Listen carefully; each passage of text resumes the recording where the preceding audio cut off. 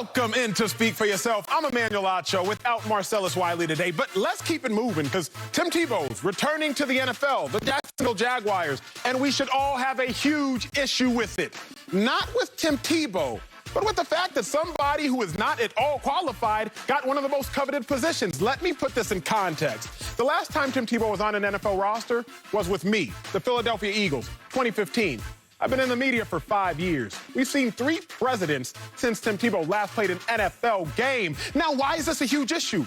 Yo, we've been arguing about qualifications dictating hiring in the NFL for a long time. So much so that we instilled a rule, the Rooney Rule, to make sure that head coaches, that assistant coaches get hired based upon qualifications, not who they know. So how dare we ignore it when it has to do with players? Let me give y'all a little bit of math. Roughly 130 college football programs, 2 graduating tight ends annually. That makes 260 tight ends entering the draft on an annual basis. Over the last 8 years, that's a little over 2,000 tight ends that are more qualified to get that Jacksonville Jaguars spot than Tim Tebow. Now, why do I care? Why am I so hostile? Because it personally affected me. Remember, when I was in the NFL, the majority of my career spent under Chip Kelly. Chip Kelly, college head coach, moved to the NFL. There was literally a point in time where on our 61-man roster, 53 active plus 8 practice squad, we had 9 Oregon Ducks. Remember, Chip Kelly's alma mater. 9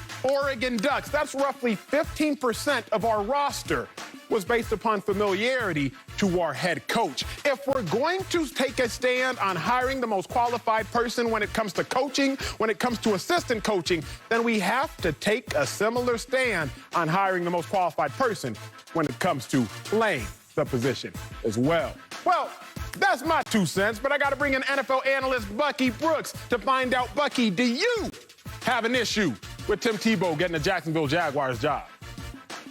Actually, I don't have an issue with him getting the job because this happens all the time. Every coach has what we call a pet cat, a player that they love, that they take with them wherever they go. Acho, I can tell you, I've been a pet cat. I was a guy who was a wide receiver, converted to cornerback in Green Bay. John Snyder moved from Green Bay to Kansas City. I go there. John Snyder then eventually goes to the Seattle Seahawks. I retire and become a scout for him. And so what typically happens in the league when you get comfortable with players, you trust them, and there's a connectivity. So when I go back to Urban Meyer, man, Tim Tebow might be the most decorated player that Urban Meyer ever coached on the collegiate level. So there's a level of gratitude that he feels towards Tim Tebow. So if Tim Tebow is down on his luck, he's looking for an opportunity. I am now the head of a new organization. I'm the czar, and I can make these things happen. Naturally, I'm going to give one of my favorite players an opportunity. Now, it's on Tim Tebow what he does, but we see this all the time. Just look in Dallas. Dan Quinn brought Keanu Neal and DeMonte Kazee with him to Dallas. Last year, Brian Flores gets the gig in Miami. He brings Kyle Van Noy with him to the Dolphins from the Patriots. We see it time and time again. This is commonplace. I am not surprised that Tim Tebow has a spot with the Jacksonville Jaguars because he's always been one of Urban Meyer's favorites. I appreciate that, Bucky Brooks. I appreciate that. I'm here now joined by my big brother, Sam Acho. The question, Sam, is not so much am I surprised by it, because I'm not surprised by it. Like Bucky, he's not. He's a wise man. The question is, do you have an issue with it? So do you have an issue with the Jacksonville Jaguars signing Tim Tebow? Emmanuel, I don't. I don't have an issue with Jacksonville signing Tim Tebow. And the reason why is that this is Urban Meyer's first year in the NFL. And Bucky alluded to it a little bit, but when you're a new coach, you want some familiarity. And I believe that Urban Meyer has a plan. He had a plan everywhere he's been. At Utah, he had a plan. He had a plan at Ohio State. Florida, everywhere he's been, he has a plan. And what we've seen, like you saw in your time in Philly, he has a plan. Let's go to some of the coaches. Right, let me just present that for a second. Chris Ash, the DB's coach right now in Jacksonville. He coached with Urban at Ohio State. Brian Schneider, he's a Jag special teams coordinator. He coached with Urban back at Colorado State. Even going to Charlie Strong, who you and I both know well from our time at Texas. Charlie Strong was the DC with Urban in Florida. And so what I see Urban doing is bringing people around him to try and succeed at a level that he hasn't been at before. He's not trying to fail with people he doesn't know. At least let me bring the Tim Tebows of the world, my coaches. Let me get some players who I know. Carlos Hyde, he brought him in the offseason. He coached Carlos Hyde at Ohio State and drafted Luke Farrell. So he's bringing as many people as possible to be comfortable in his new position. I have no issue. The issue I have, and I need my 3 box because I want to look at Bucky and I want to look at my brother at the same dang time.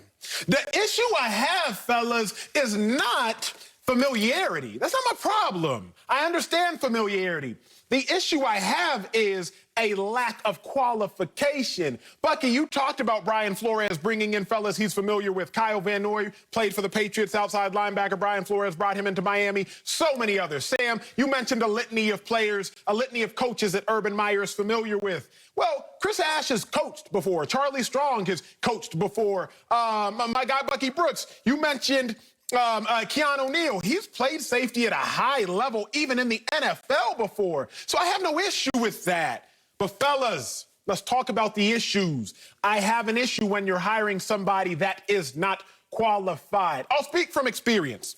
2013, Philadelphia Eagles. I'm on the roster. I'm there with Chip Kelly, Michael Vick, LaShawn McCoy, Deshaun Jackson, all them dudes.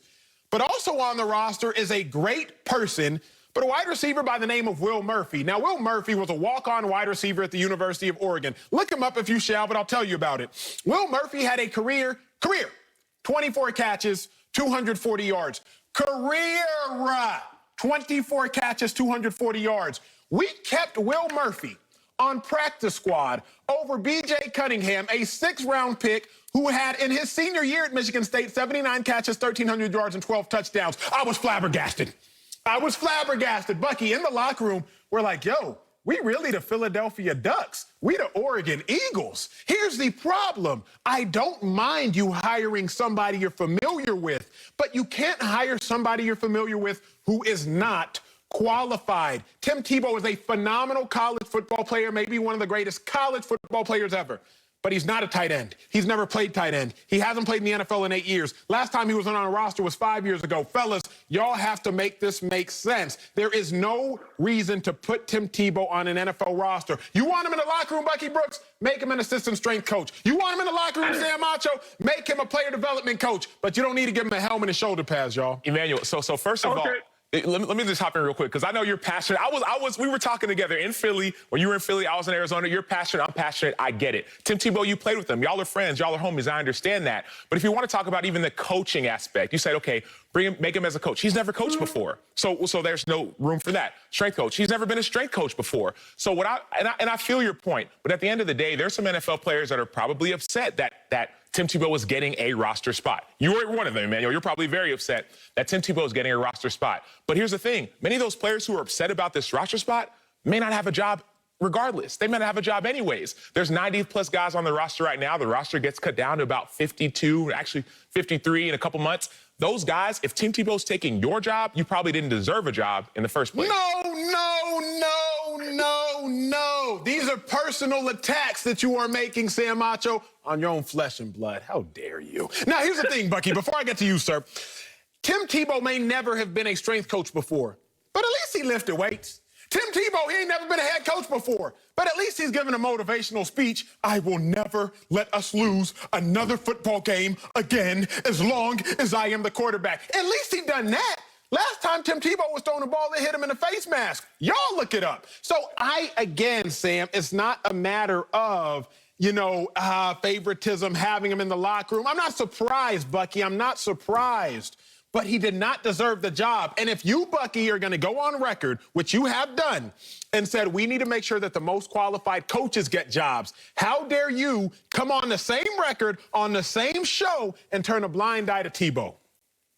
Because what he's getting is not really a job. He's getting an opportunity. It's a difference.